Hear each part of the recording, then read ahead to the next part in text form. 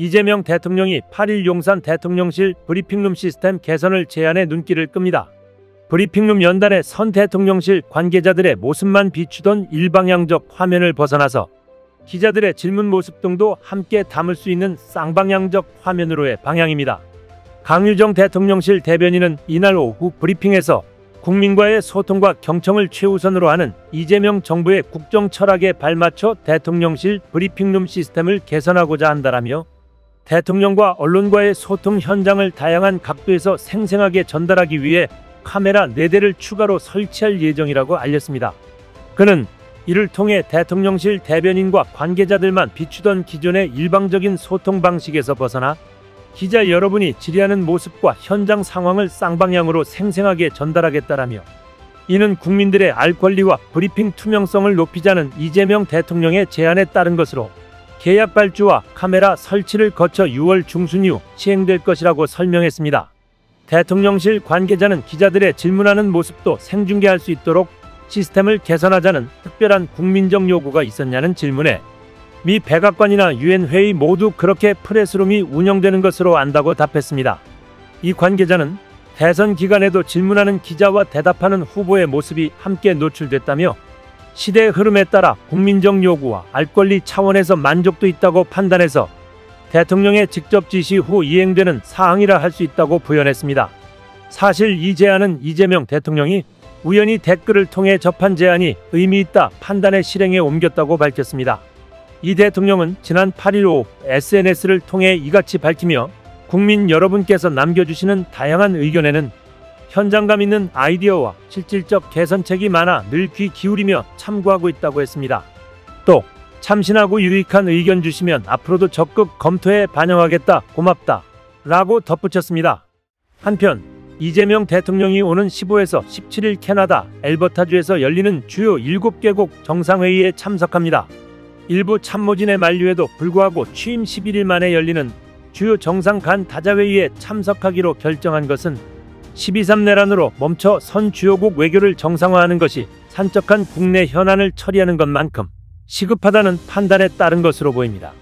8일 대통령실과 더불어민주당 관계자들의 설명을 들어보면 이 대통령 주변에선 G7 회의 참석 여부를 두고 대통령 선거운동 기간에도 의견이 갈렸습니다. 당시 선거 캠프에서는 경제, 일자리 등 국내 현안 해결이 시급하고 정상 외교는 충분히 준비된 상태에서 나서야 돌발 변수를 줄일 수 있다는 게 참모진 다수의 의견이었다고 합니다. 반면 위성락 국가안보실장이 중심인 전직 외교관 라인에선 G7 회의에 참석해야 한다는 의견이었습니다. G7 회의는 이 대통령이 트럼프 미국 대통령을 비롯해 서방의 주요 정상을 한자리에서 두루 만날 수 있는 자리인 만큼 그동안 표방해온 국익 중심 실용외교의 내실을 다지기 위한 차원에서라도 반드시 참석해 주요국 정상들과 안면을 트고 양자 다자 회담의 분위기를 익히는 게 필요하다는 논리였습니다. 홍현익 전 국립외교원장은 9일 대선 끝나고 취임하자마자 G7 정상회의에 가겠다고 결정한 것은 상당히 힘든 상황에서도 자신감을 보인 행보라며 한국 외교가 6개월의 공백을 메우고 정상화됐다는 점에서 의미가 있다고 말했습니다. 당선 직후 이 대통령은 참석하는 쪽으로 가닥을 잡고 주최국인 캐나다와 일정 의전과 관련한 의견을 주고받은 것으로 보입니다. 앞서 마크 카니 캐나다 총리는 G7 정상회의에 한국을 참관국로 초청할 뜻을 밝힌 바 있습니다. 주최국 정상이 이런 발언을 한 것은 초청 결심을 굳혔다는 뜻입니다. 그런데도 공식 초청 발표가 늦어진 것은 트럼프 대통령과의 첫 정상 통화를 앞둔 한국 쪽을 고려했기 때문이란 게 외교가의 관측입니다. 이 대통령이 취임 11일 만에 참석하는 다자 외교 무대이지만 회의 참석에 필요한 실무 준비는 이미 끝난 것으로 보입니다. 외교부가 새로 취임할 대통령이 참석할 것을 염두에 두고 대선 전부터 숙박 등 의전 준비를 해왔기 때문입니다. 가장 관심이 가는 부분은 G7 정상회의 기간 열릴 것으로 보이는 트럼프 미국 대통령과의 회담입니다.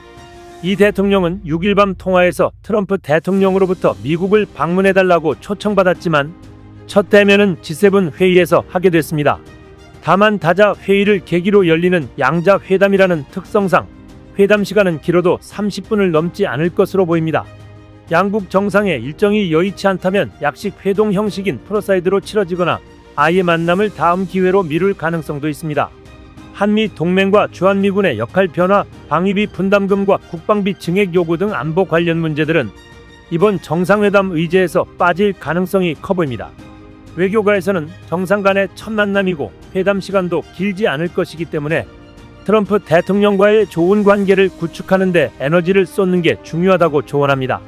임성남 전 외교부 1차관은 지금 협상 데드라인이 다가오는데 이뤄놓은 게 없으니 마음이 급한 것은 오히려 트럼프 대통령 쪽일 것이라며 결국 외교라는 것도 역지사지의 게임이다.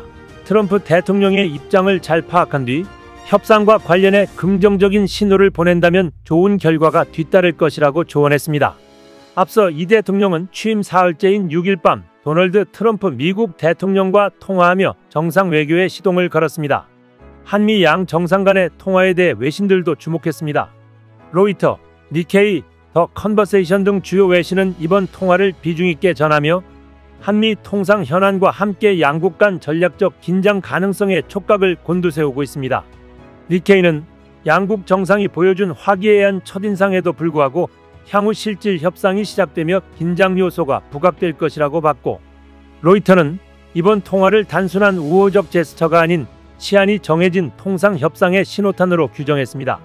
더 컨버세이션은 이번 통화를 북한을 둘러싼 파열음의 예고편으로 해석하며 핵심 키워드는 중국, 균형외교, 불협화음이라고 평가했습니다. 이 대통령은 선거 기간 내내 외교의 기본 축은 한미동맹이라고 강조했지만 동시에 모든 외교적 달걀을 한 바구니에 담지 않겠다고 언급하며 중국과의 실용적 관계 강화도 시사했습니다. 미국은 동맹국에 대해 중국 견제 동참을 요구하고 있으며 트럼프 행정부는 특히 대만 해협과 남중국해 문제에서 선택을 압박할 가능성이 있습니다. 북한 문제에 있어서는 오히려 양국 정상이 일정 부분 공감대를 형성할 수 있는 분야로 보입니다. 이 대통령은 취임사에서 강한 억지력으로 북한 도발에 대응하되 평화적 해법과 대화 복원에 힘쓰겠다고 밝혔습니다. 이 대통령은 노무현 정부 시절 통일부 장관이었던 이종석 전 장관을 국정원장으로 지명하며 햇볕 정책의 재가동을 예고했습니다. 이는 트럼프 대통령의 대북 정상외교 구상과도 맞닿아 있습니다. 북한이 응할지가 관건인데 북한은 2024년 1월 한국을 적국으로 선언하고 대화 채널을 모두 단절한 상태입니다. 한편 워싱턴 카네기 연구소에선 계엄이 터지기 전 2024년 6월부터 한국이 다음 G7 회원국이 되어야 한다고 이야기해왔습니다. 카네기뿐 아니라 많은 석학과 싱크탱크 등에서도 그런 목소리가 나왔으나 윤 정부 시절 당시 G7에 초대받지 못하는 일들이 2번이나 생기면서 그 동력은 줄어들었습니다. 하지만 이재명 대통령이 취임 직후 G7에 가게 된 것은 정말 다행입니다. 카네기 연구소에서는 한국의 다양한 강점들이 G7 회원국으로 매우 적합하다고 목소리를 냈습니다. 현재 G7 의장국인 이탈리아는 올해 개발도상국과의 교류, 이주 문제, 식량 안보, 기후 변화 대응, AI의 윤리적 거버넌스 등을 우선 과제로 설정했습니다. 한국이 이러한 이슈들에 대해 G7 국가들과 중견국 및 신흥국 간의 가교 역할을 할 수 있다고 본 것입니다. 하지만 한국이 공식적으로 G7에 가입하게 될 경우 고려할 사항도 있습니다. 한미동맹이 여전히 지역 안보의 핵심이지만 경제, 무역, 기술 분야가 점점 미국의 국방정책과 얽히면서 한국 산업은 국가 이익과 동맹정치, 공급망 현실 사이에서 균형을 유지하기가 어려워지고 있습니다. 또 한중 간 경제 상호의존성과 전략적 긴장이 공존하는 상황이라 무역에 있어서도 악영향을 미칠 수 있다는 점입니다. 그럼에도 미국에서 한국을 G7의 다음 주자로 넣어야 한다는 말이 나온다는 점은 고무적인 일입니다. 한국이 이제 세계의 중심점에서 역할을 할 수 있는 국가로 다시 정상화될 수 있길 응원합니다. 이상 시온TV였습니다.